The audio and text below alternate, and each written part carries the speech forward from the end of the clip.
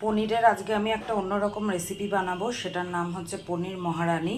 তোমরা সবাই দেখতে থাকো, অবশ্যই পছন্দ হলে একটা লাইক কমেন্ট আর শেয়ার করে দিও। প্রথমে এই পনির আমি 1 কিলো পনির নিয়েছি।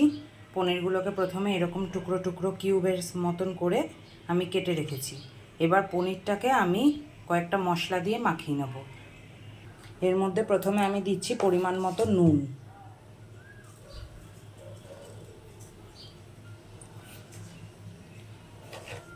1.5 চামচ আমি নুন দিলাম।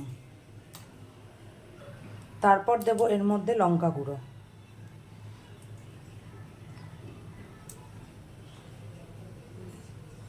1.5 টেবিল স্পুন আমি লঙ্কা গুঁড়ো দিয়ে দিলাম। তারপরে দেব একটু গরম মশলা, পরিমাণ মতন শাহি গরম মশলা আমি এখানে ব্যবহার করছি। আর এখানে আমি রেড কাউয়ের 200 গ্রাম দইয়ের একটা প্যাকেট নিয়ে নিয়েছি। আমি অল্প একটু টক দই দেব। এর মধ্যে আমি অল্প একটু টক দই দিয়ে নিচ্ছি।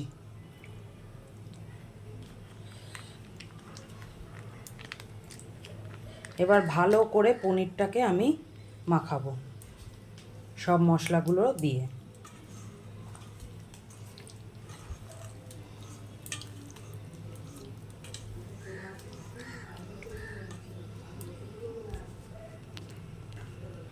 সব মশলাগুলোর সাথে পনিরটাকে আমি ঠিক এই রকমভাবে মাখিয়ে রেখেছি।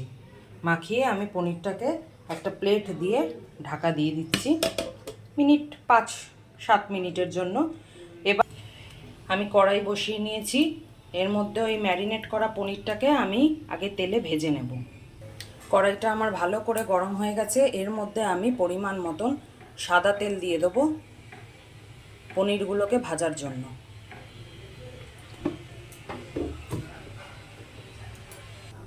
এর মধ্যে আমি সাদা তেলের মধ্যে আমি একটু ঘি দিয়ে নিচ্ছি, তাহলে সেন্টটা ভালো আসবে।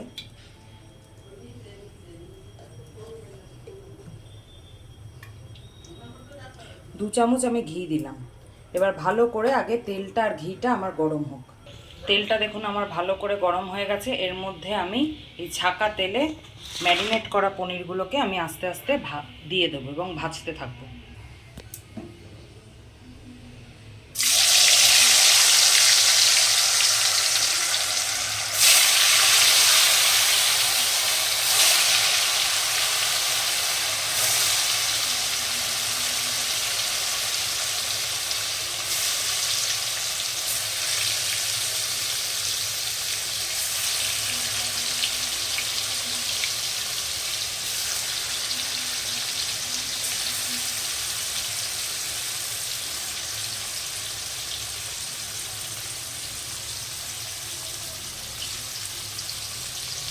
একদম কম আছে আমি হালকা লাল করে পনিরগুলোকে ভেজে নেব।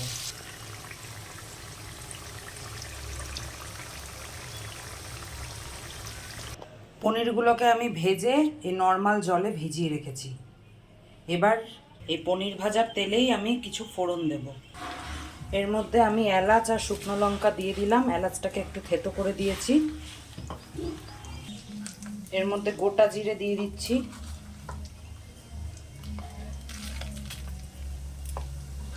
এই ফোড়নগুলোকে আমি ভালো করে একটু ভেজে নেব। এর মধ্যে আমি পরিমাণ মতন আদা বাটা দিয়ে দিলাম। আর এই পেস্টটা আমি বানিয়ে রেখেছিলাম, এটা হচ্ছে পোস্ত, কাজু বাদাম, চারমগজ বাটা। এই পেস্টটাকে আমি এর মধ্যে এবার দিয়ে দেব।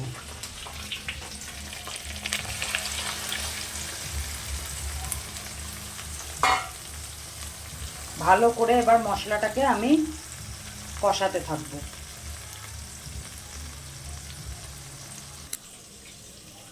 এর মধ্যে আমি একটা টমেটো কুচি করে রেখেছিলাম, সেটাকে দিয়ে দিলাম। একদম অল্প আছে আমি মশলাটা কষাচ্ছি।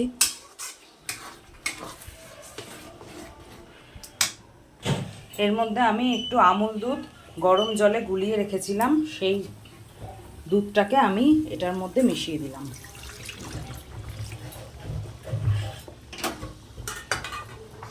এবার মশলাটার সাথে ভালো করে এটাকে নাড়াবো।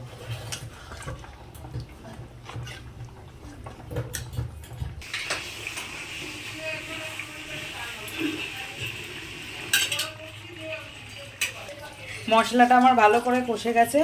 এরপর পনিরগুলো যে জলে ভিজিয়ে রেখেছিলাম, জল শুদ্ধ পনিরটা আমি ঢেলে দেবো এর মধ্যে।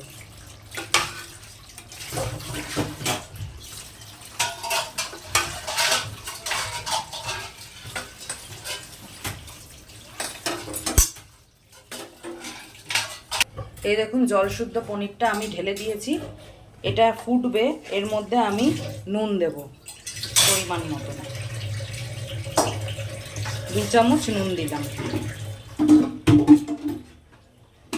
একটু মিষ্টি দেব,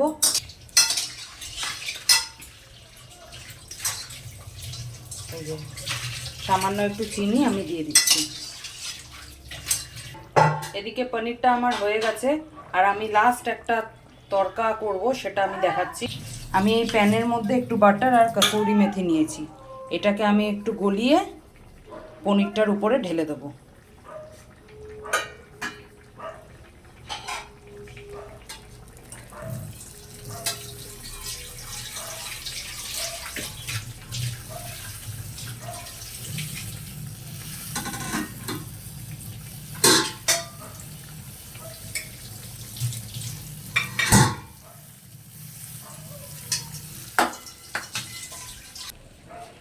এই যে ফ্লেভারটা, এটা আমি লাস্ট পনিরের উপর এরকম করে ঢেলে দেবো।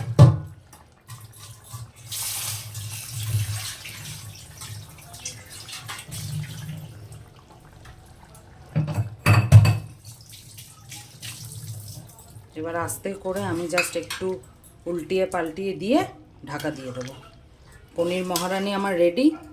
রেসিপিটা ভালো লাগলে অবশ্যই কিন্তু একটা লাইক করবেন, একটা কমেন্ট করবেন, আর একটা শেয়ার করে দেবেন।